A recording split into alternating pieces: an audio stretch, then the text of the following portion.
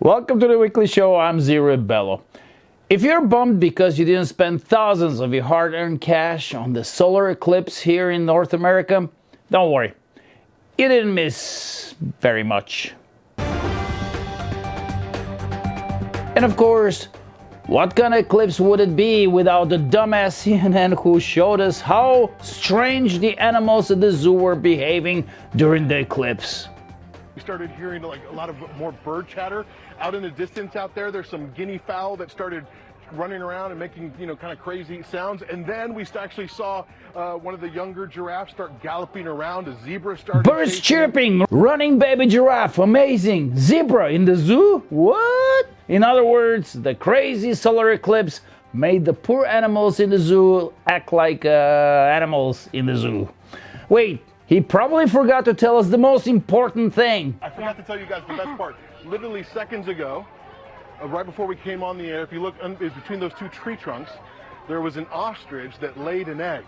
And the ostrich was kind of standing over the egg for a moment. I can't tell you if she laid the egg at this particular time because of the eclipse or what the deal might be, but even the zoo folks here were kind of curious about the timing of it all. Ostrich laying eggs?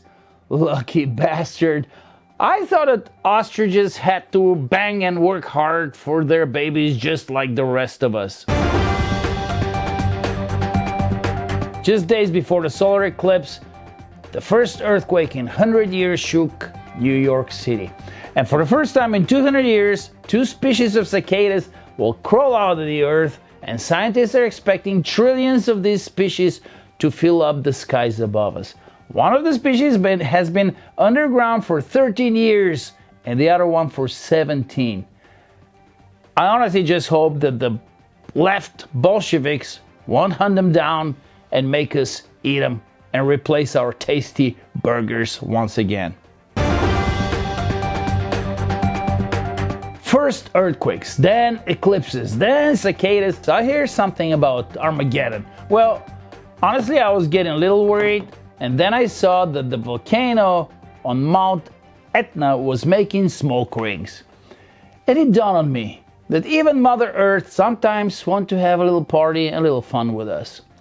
Well, in the 17th century, the volcano kind of wiped out the town of Nicolosi from the face of the earth, but that's a minor detail. And while we're on the subject of insanity, if you have decided to climb Mount Everest, bring a large, preferably not a see-through and better kind of brownish in color bag with you. The size depends of how long you're going to stay over there, because from now on, when climbers that are risking their lives in order to impress their neighbors and 3 friends are going to Mount Everest are forced by law to collect their feces. So guess who is not going over there? By the way, just a side note, that to get on that rock, it costs between $30,000 and $160,000 per person.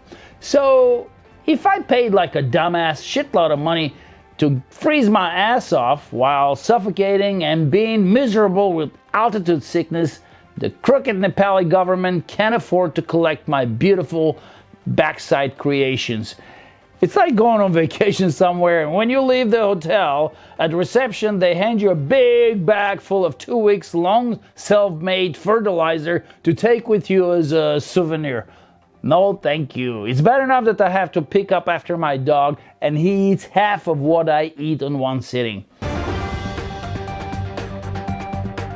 And while we're on the topic of fertilizer, a man has pleaded guilty to stealing a toilet bowl made out of 18 carats pure gold, worth $6 million. The work is of a man who calls himself an artist, and I call him a toilet designer who owns lots and lots and lots of gold and just doesn't know what to do with it. According to the statement of the artist, not the thief, whatever you eat, whether it's a hot dog for $2 or a lunch for $200, the result in the toilet is always the same.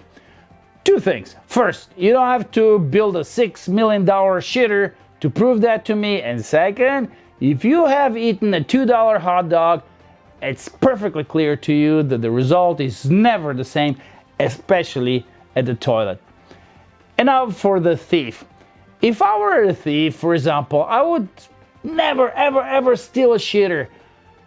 Because first, I have to touch it, and second, I would steal, for example, Mona Lisa, huge diamond, golden bar, something to be proud of, even if you get busted. But a toilet bowl? Never, ever, ever toilet bowl, because you will be forever in history of the world as a shitter thief. And I wish you best of luck when you're trying to pick up a lady at the bar, when she realizes that you are not like those cool thieves in the movies played by George Clooney or Brad Pitt, but you're just a regular shitter thief.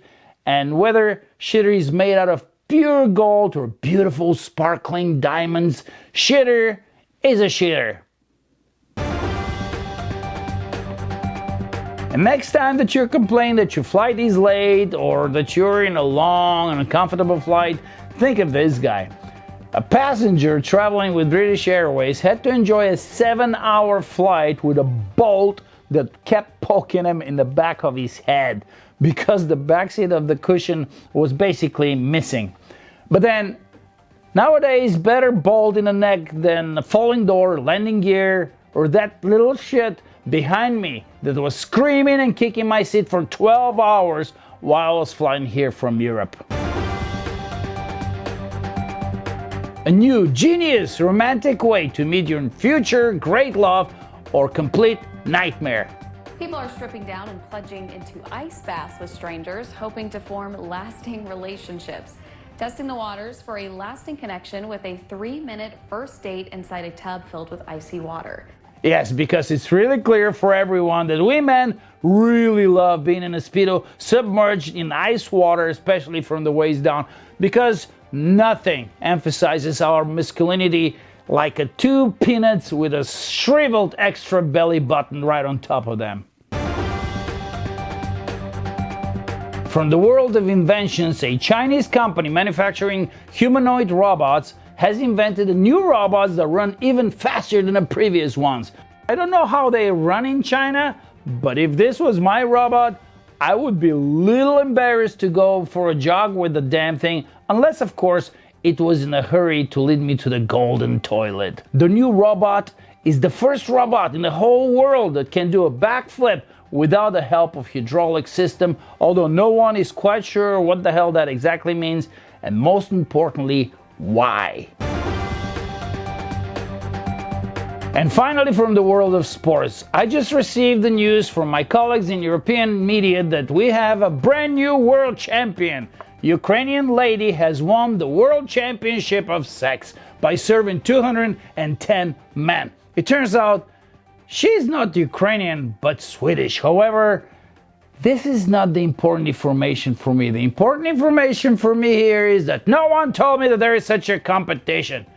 We have to admit, the lady athlete gave everything out of herself to achieve this high honor, as the competition was held for an entire month in a quite difficult conditions because someone has turned the AC too low. And once again, last month I was just sitting here totally available. The winner among the men, because I wasn't there, won first place by making happy only 41 ladies. A rather modest and quite insignificant result. World Sex Championship. Transsexual men competing in women's sports. Drag queen shows for children. Changing the biological sex of little kids that can't even read yet. A guy leading the free world that shakes hands with ghosts. Where is the world going to? Hey, scientists, please hurry up and invent the damn time machine faster so that I can go back to the 80s and stay there forever when the world was somewhat normal and the left vegan planet saving and moral destroying idiots were not born yet. Because I'm starting to get a little fed up with all this bullshit. Okay, bye for now, because the flight I booked for Sweden for the training for the next World Championship will leave without me, and we don't want me to go represent the nation untrained and unprepared.